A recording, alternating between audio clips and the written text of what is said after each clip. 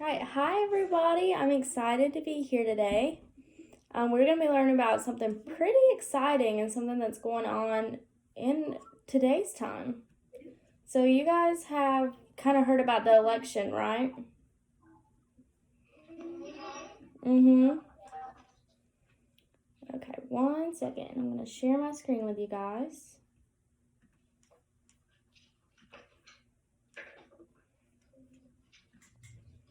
All right. So,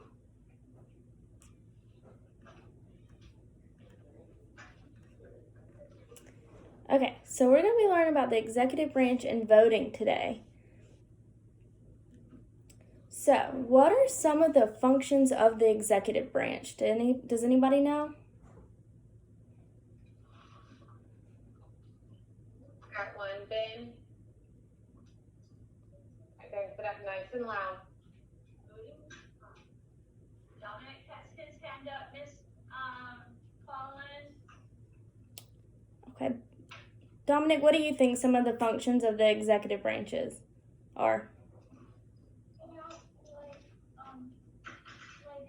If people choose to what the president has to do, the rules that the president is going to be elected has to follow, or what they need to do to give their to put in make the country stay safe or lead it. Yeah, good job. So, Ben, did you want to add something before we He said voting. voting? Okay. All right. So they create some of our laws, and they enforce the laws. So who is in the executive branch?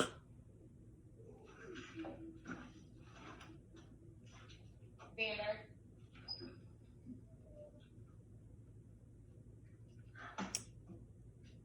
Yep, nice and loud.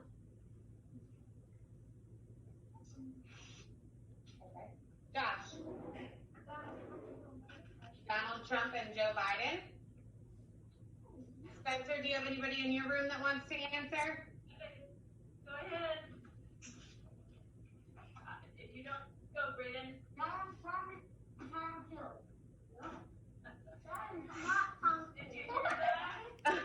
What did he say? Donald Trump and Tom Tillis. He said Donald Trump and Tom Tillis. Okay. So the executive branch, the people in our executive branch are like our president, our vice president, some independent agencies. So the main ones we see are like Donald Trump and Mike Pence right now. And what we're going to be voting for is who's going to be taking over that president. So Donald Trump's our president now, but we might see a change and it could be Joe Biden. So what is the purpose of voting? Imani? Nice and loud. Pretend like you're having to yell, because we want Miss Spencer's class to be able to hear it too.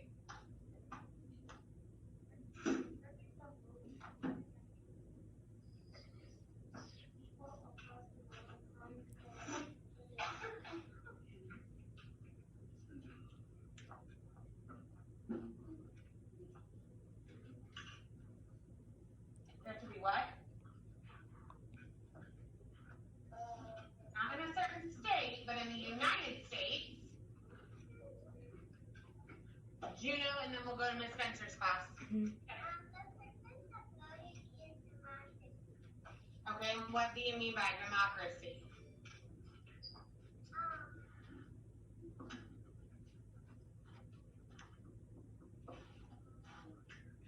Do you want to see if someone in Miss Spencer's class can help?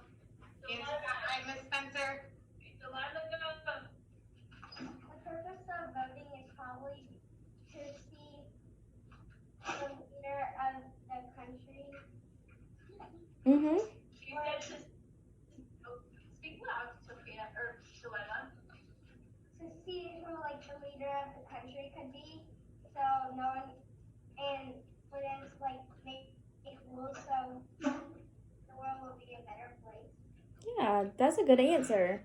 So we vote for multiple different things. So right now, the focus on voting is for our president and leaders for our state. But there's also different things for voting. So, like, even in class, you guys could vote for who could be the line leader or who could be the captain of your basketball team. So there's different ways to vote, but right now we're focusing on voting for our president, which is really important. So what types of people make good leaders or good elected leaders? So,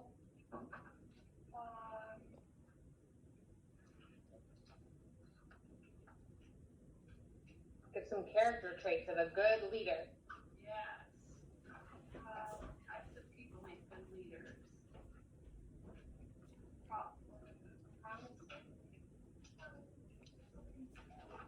That's not really a character trait, Preston. Oh, so, like, they'll make speeches about what they'll do to change the law. Like, people who can't get a job, they'll let them be able to get a job easier without having to like do all that, like sign up the sheet, like their username and like that type of stuff. Okay. Okay, so what kind of character trait? Good leader would be helpful. Yeah, I think that's what he said. Brayden, how about you? Speak loud. Let's talk loud. I think people that make good leaders are people that protect our country and our values, and people that are trustworthy and If you hear that, people that are trustworthy and honest. Trustworthy and honest. That makes a good one. Those were great words from Brayden, Miss Byram, not me. No, yeah, I heard, Brayden. Good job, bud.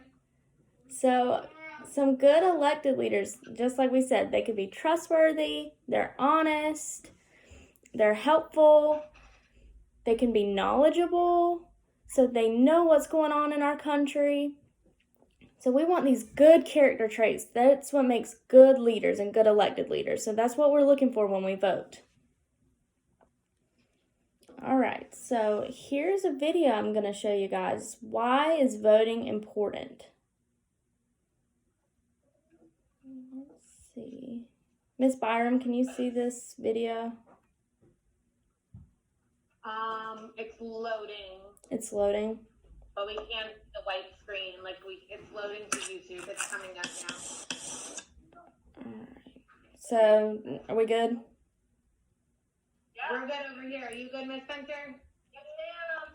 All right. So here's a video for why is voting important.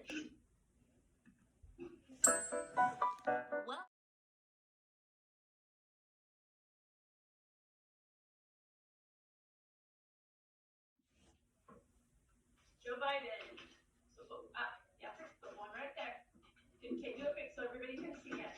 Next one, Joe Biden. Next one, Donald Trump. Next one, Donald Trump. Donald Trump.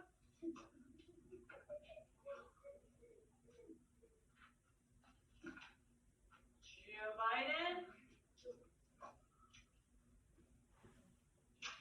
Joe Biden. yeah. Make sure you do what we need to when we get to 5, Delilah. Not sure what this person. I'm gonna say Donald Trump. What? On that one. No, that was mine. Well, It was mine. I didn't do it. there needs to be a check mark in it. So I'm gonna do it just like the electoral or the ballots. If they're not sure, they're gonna go with the one that has an X in it. Donald Trump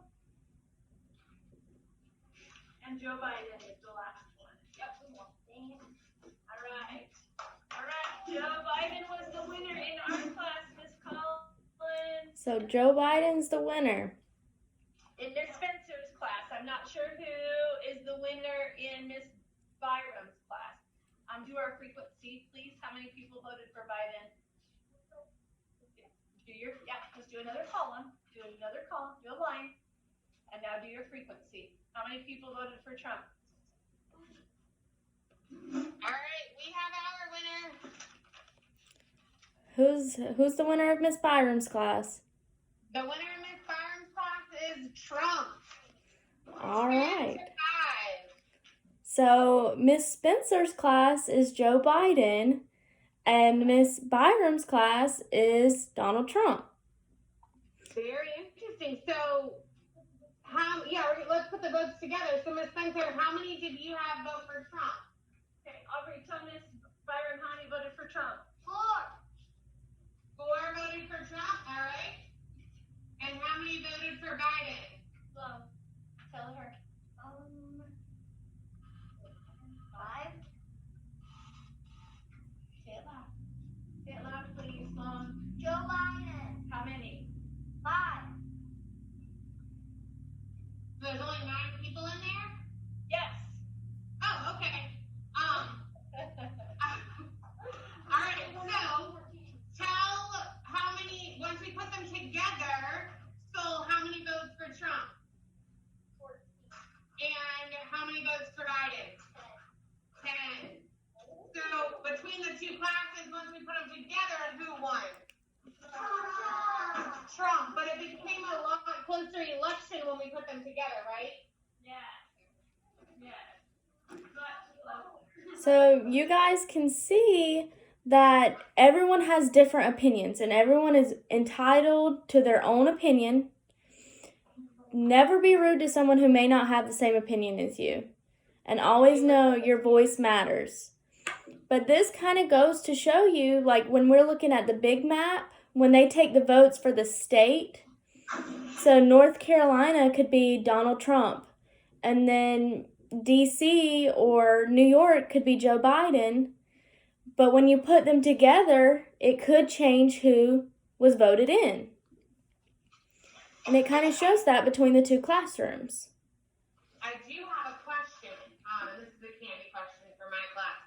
This morning, and I don't know, Miss Spencer, if you've watched this one or not, but this morning we watched a news, and they called certain states certain types of states. And North Carolina was one of those states. It was a state that it kind of came down to the wire. It was not sure exactly who would win. What was that called? Imani. Preston. Battleground states. Battleground state. I'm just gonna say it. Yep, a battleground state. So North Carolina is a state that does not always, we're not 100% sure what it's going to vote. So I thought that was pretty cool.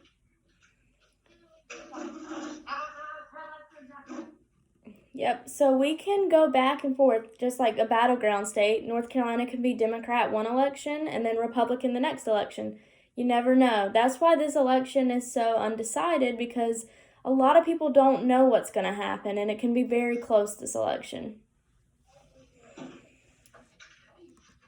All right, but thank you guys for voting, and I hope you guys had fun seeing who would be the president of your classrooms. And remember, the ballots we did are secretive, and that's the main point of a ballot. We don't go out and we tell everyone who we voted for. And it's very important that we remain that secrecy. And Miss Byram, I think that is it. Awesome. Thank you so much. Thank you guys. Bye.